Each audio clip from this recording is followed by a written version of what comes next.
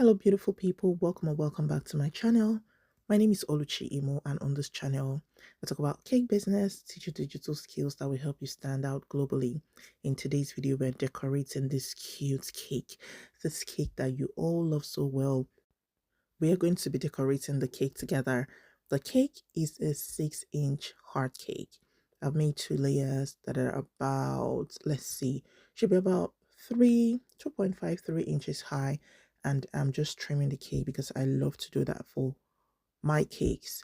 It just helps make the work easy and help me not to struggle with not having a leveled cake. So that's what I'm doing right now, trimming my cake. And I have a playlist, I believe, on how to trim your cakes: round cakes, heart cakes, square cakes.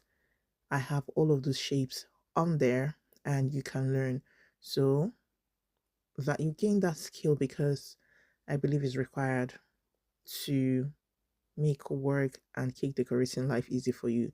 You get what I mean? So let's go ahead to trim the cake and then we'll move to the next stage.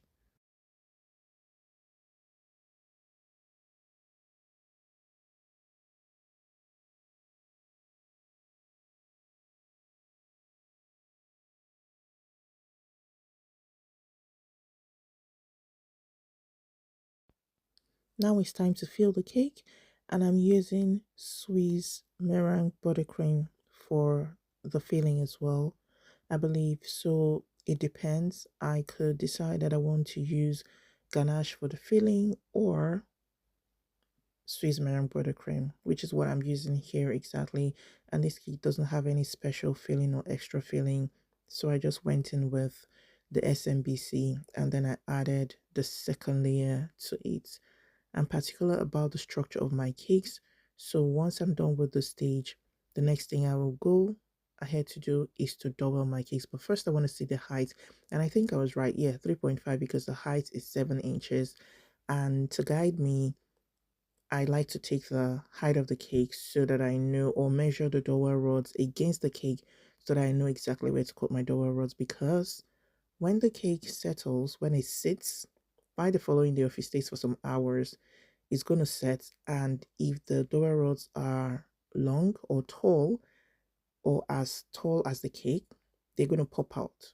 So I like to leave a little space just before I get to the top of the cake, and that's how I do my doweling. Please don't forget this tip, it will help you greatly. Next, I am filling up the space in between the layers.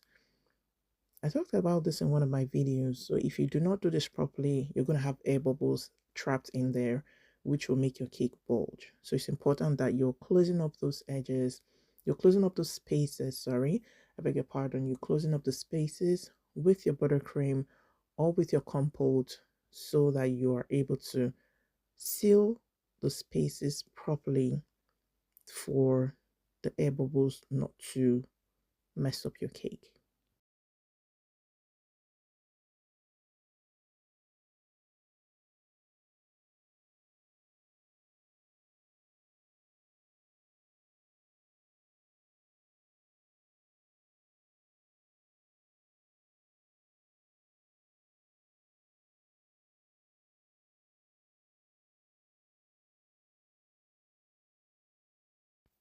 I mentioned something in passing and I just want to clarify what that is. So I said that I either use my buttercream or I use compote. If you're not familiar with what compote is, it is a mixture of your buttercream and cake crumbs. And that works pretty well, or I've only used it with American buttercream. So if you check my older videos where I cover fondant cakes, where I covered my cakes in fondant, you will see that that was a usual practice or a standard practices at the time. I would mix my American buttercream with some small quantity of cake crumbs to give me a kind of firm mix that I used to seal up the edges. And I would do that for all of the layers so that I lock all the seams and I don't have air bubbles messing with my fondant cakes especially. So that's what you need to do, especially if you're in humid areas. Use your compote to close up the edges before you go ahead to do the proper frosting of your cake.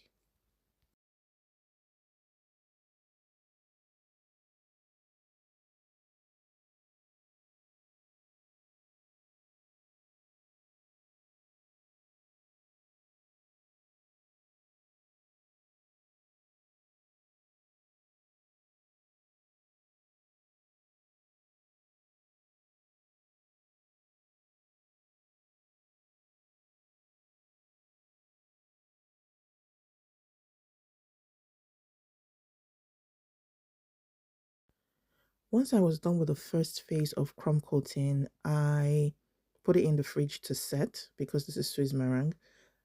Put it in the fridge to set and then brought it out to do a second layer or a proper layer.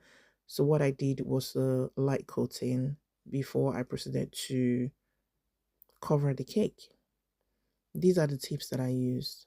I tried to put the tips in front of my camera so that you could see the numbers just in case. And this is a star tip. So I have the closed and the open star tip, different numbers, but they are the same star tips, just that one is a closed one and the other one is an open one. Right now, I'm going ahead with the frosting of the cake. I think I just covered it once, if I remember correctly. I covered it once and then the next one, or I tried to crumb coat it. And what we are doing now is the proper frosting or covering of the cake. And this is my go-to method.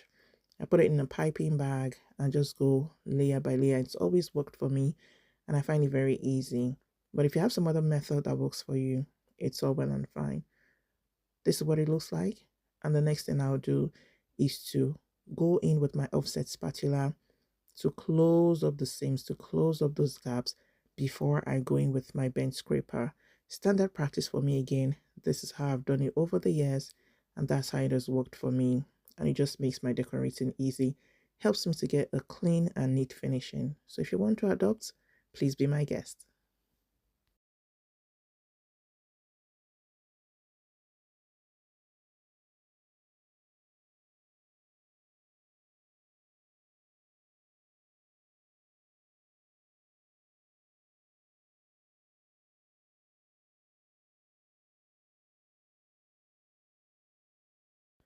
It's time to go in with my bench scraper, and I love this bench scraper. It is beautiful, cute. I love that it's transparent. It's an acrylic bench scraper and I love the edge. I've made a video about bench scrapers, so if you want to watch it, I can link it at the end of this video and you can have watch or listen through. You can just watch and learn. But that's my bench scraper and I'm just going across the top so that I can get a flat, smooth and nice. That acrylic bench scraper was gifted to me by I when I went for the Cake Luxury Masterclass a year ago. I think it's a year now. So I love it. It's functional. It helps me get my clean, sharp finishing for my edges and for the body of the cake. And you can get yourself one too. This is not an ad, but I thought to just let you know that if you're getting a bench scraper, get one that works really well for you and that is functional.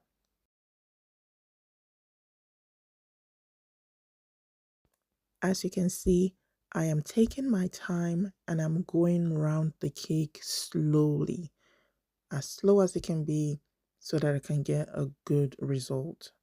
And that's what you need to do. If you're a pro and you can do it faster, fantastic. But if you're learning and you're still not used to doing it as fast, then please go slow. I filled up the places where I have gaps, where I have dents.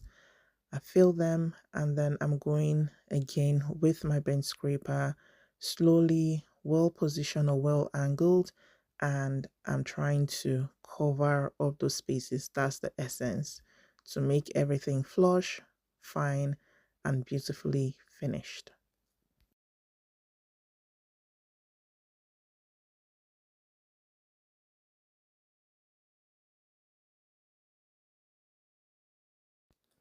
Looks good already, doesn't it? It looks good. Okay, so that's where we're at now. And after this stage, what I did was to put it in the fridge, allow it chill for some minutes, not up to an hour, just allow it chill for some minutes. And I brought it out and then took off the edges. Normally, I would do this with a knife that has gone through hot water, but because I'm going to pipe over the edges, I'm just going in with my spatula to do that. It's not going to give a clean finish, but I'm not really bothered because I will pipe over it. Now, I tried doing this design, but I didn't like it. It wasn't consistent and it wasn't so easy. So I swapped the tip and decided to use a star tip and pipe my reverse shell border. So that's what I'm doing now, piping reverse shells, and that's why you can see the right, left, right, left, right, left movement. That is what you call your reverse shell piping, which is the buttercream technique.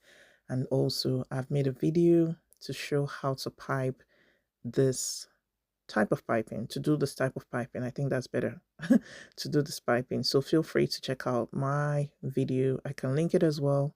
Now that's so many videos, but I think I will do well to link it either in the comment section or the description box. Now, this I was supposed to do before the piping I did at the top of the cake, but I think this was an afterthought, or probably I forgot, can't remember. So I'm doing it freehand. I'm doing it second after the piping, which, like I said, is not supposed to be, not like there's a standard rule, but I think it works better that way. So let's go ahead. And then if you want it perfect, like perfect, circled in terms of the shape, in terms of the curve, in terms of the size, please feel free to use a circle cutter. That would help you get a perfect half circle for you to do your piping. I'm just going in with this tip. I don't know what number it is, but it's a very lovely one. I have a set linked in my Amazon store. Please note that it's an affiliate shop.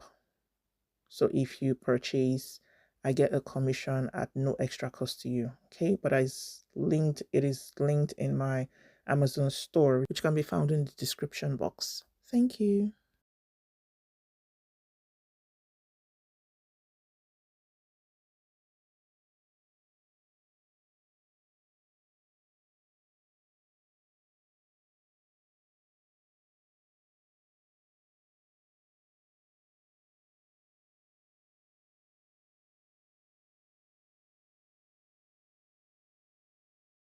If you're yet to watch the video before this where I shared my baking timelines, you might want to catch up with that so you have an idea of how the baking of this cake went, or how the processing of this cake went, the order from the baking up until the decorating and the time scales that I used.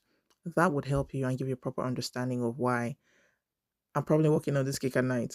Okay, and it's just help you with tips on how early you should bake your cakes or how to schedule your baking sessions to process your cake orders.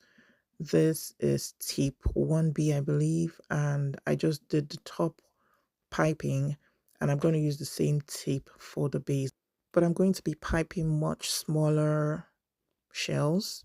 I started out with the regular normal shells, but at some point, yeah, at this point, I swapped to the reverse, and that's why you have the right, left movements again.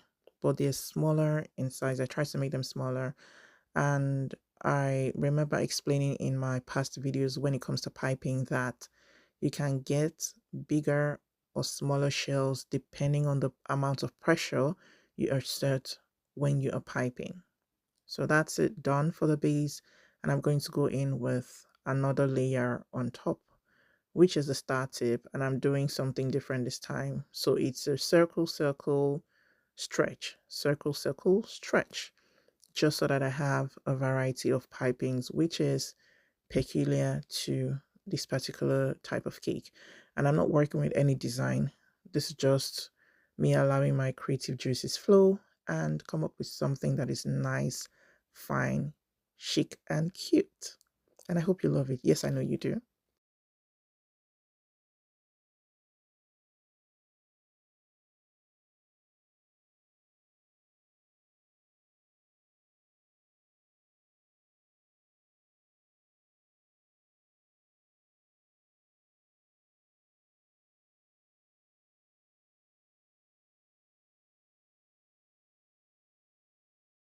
Next up, I'm piping hearts. I'm going in with my star tip, I believe, or 1B, I can't remember which, but I think it's my star tip. And I think that's the open one. So I'm going in to pipe hearts just around the cakes first, around the base, and then I would go in piping in between, like the alternate spaces. I don't know if that's what it is, but I think that's what it is. So I'm going to pipe in between the two that I've already piped at the base.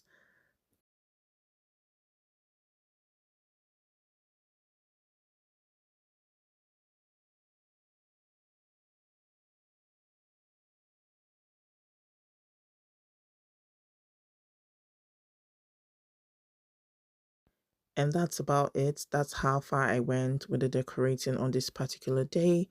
I did the finishing the following morning. Like I said in my previous video, I like to get it to an almost done stage so that in the morning I do not have so much to do. Thank you so very much for watching.